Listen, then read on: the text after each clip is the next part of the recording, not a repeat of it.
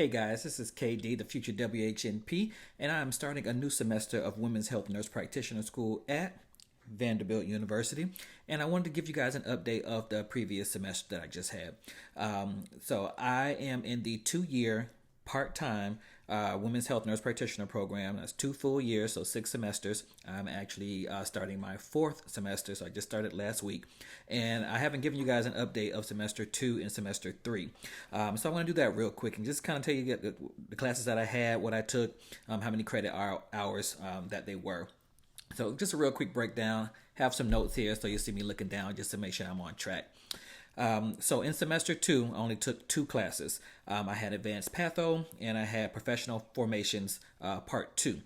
So I think I said this earlier that professional formations is a 4-part series. So it's 4 classes that you would take. You'll take one in the first semester, you'll take another class in the second semester, and then you'll take parts 3 and 4 in the third semester. So in the second semester breakdown, I took advanced patho and I took the professional formations part 2. Advanced patho was 3 credit hours, and the professional formations part 2 was also 3 credit hours. So I had a total of 6 credit hours that I took for the second semester. So with advanced patho, that class we had 7 exams and then we had 14 quizzes. And then we also had a little introduction that we had to do at the beginning of the class as well. We just kind of say who we are and introduce ourselves. And we got 2 percentage points for that. So the 7 exams were 10% of our grade each. And then the 14 quizzes were 2% of our grade each. And then the 2% introduction that we did. In the professional formations class, we had a total of 2 papers that we had to write. We had a PowerPoint presentation that we had to do and present, and some other little assignments here and there. These professional formations classes, they just continue to build on themselves, and they're all just about evidence-based practice, about research, about appraising and synthesizing information, qualitative and quantitative evidence, and things like that. So your papers and your PowerPoint is all about some kind of research and making sure that the information that we're getting from that research is evidence-based. It's quality information, quantity information, synthesizing it and appraising it. So that's what each series is, something about that, and just kind of going to the next level of that. Semester 3, I would say for sure, is the easiest semester. Again, I'm in the 2-year part-time program. So that'll be different if you're in the full-time program. The full-time program is just 1 full year. So that's 3 semesters. So that'll be different. But if you're in the 2-year part-time program, I'd say semester 3 is the easiest semester by far. There were no exams, no tests, no quizzes. So that was amazing for that. But it was, of course, other assignments that we had to complete. But I didn't have to worry about doing any kind of exams and anything like that. So with semester 3, I took 3 classes. It was a women's health issues course that was just 1 credit hour. And then professional formations part 3 and part 4. The women's health issues course was 1 credit hour. The professional formations part 3 was 4 credit hours, and the professional formations part 4 was 1 credit hour. So that was a total of 6 credit hours for semester 3. In the women's health issues course, it wasn't a major women's health course. I wasn't getting into major women's health information yet. That actually is starting right now in this 4th semester. So it was just kind of general topics about women's health. We had to do an 8 to 10 minute voiceover PowerPoint presentation on a women's health issue of your choice. We had to do a reflection paper. We either had to read a book or watch this video on YouTube and then do a reflection paper on either what you read or what you watched in the YouTube video. And then we had to view all of those presentations, all those 8 to 10 minute presentations from all the other students. We all submitted them, and then they were put into a folder, and then we had to go and watch all of those presentations, and then we had to do a reference response to just one student on that. And those were your 3 assignments for that. So it's the 8 to 10 minute voiceover PowerPoint, the reflection paper either on something that you read or that you watched on YouTube, and then you had to respond to another student's presentation after you watched all of them. In the professional formations part 3 class, we had 2 worksheets we had to do, a paper and a policy brief.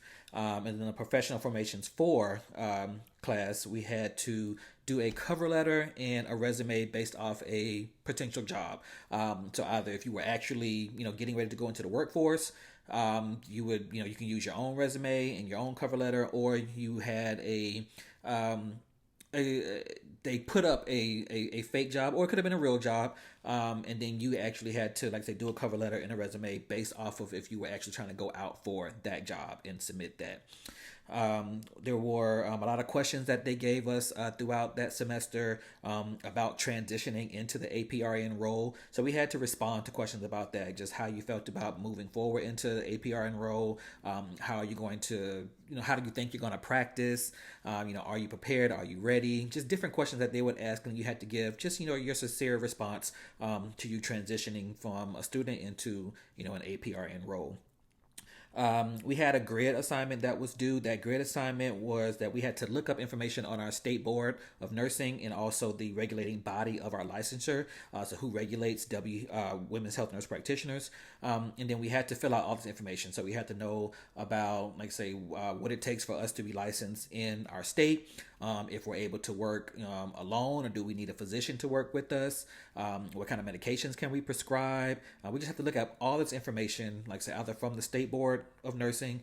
So I live in Texas, so I had to look up on Texas State Board of Nursing and see for women's health nurse practitioners, for advanced practice nurse practitioners, could I work, independently, or did I need a doctor to work alongside with?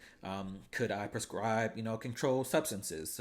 Just a whole bunch of questions on this grid that we had to go through and research. What does it take to actually be licensed as a women's health nurse practitioner? Do I need to, take a certain exam? So I had to go to the governing body, the regulating body of women's health nurse practitioners, and see what does it take to be a women's health nurse practitioner. So what kind of schooling did I have to go through in order to be able to sit for the exam and, pass the exam? So it was a pretty lengthy grid. It was a lot of questions, a lot of things that were very specific that you had to find out, like, say, for your state. Some stuff applied, some didn't, depending on your state, but you had to research it and find it and then cite where you got it from. And then that was the end of that class. So again, it was the easiest semester. There were, like, say, no tests, no quizzes, just those assignments. So it was definitely a breather. It was kind of one of those easy semesters to kind of help maybe boost your GPA if you needed to. With Vanderbilt, you cannot make anything less than a B minus, or you will have to retake the class. So maybe if you've been pulling B minuses and Bs, this was definitely that semester where you could have pulled out, 3 A's to maybe help boost up your GPA before we go into what we call our specialty year, which is starting now. So as I said, I'm starting my 4th semester now, so 4 out of 6. So I have 1 full year done. I'm halfway through Women's Health Nurse Practitioner School. So now I'm going into my specialty year. That means that for this next full year, these next 3 semesters of fall, spring, and summer, I will be taking all of my hardcore Women's Health Nurse Practitioner courses. So I'm now in my specialty year. I will do another update with you all on those classes and what I have to do. I now have to go to campus once every month for a few days for this whole semester. So I actually just went last week for my first time on campus at Vanderbilt, where I got to meet other students in my cohort, got to meet professors, and we start learning skills when we go back now.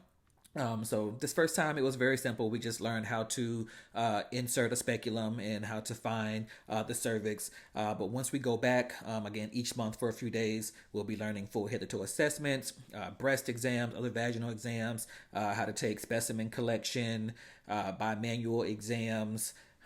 We'll be working not only on, like, mannequins, but also on surrogate patients, so on real women and real men doing sexual exams. As women's health nurse practitioners, we can have male patients if we are working them up for, sexual issues. So we will learn how to, assess the genitals, of a man, and how to treat a man for sexual diseases and things like that, or for fertility or infertility.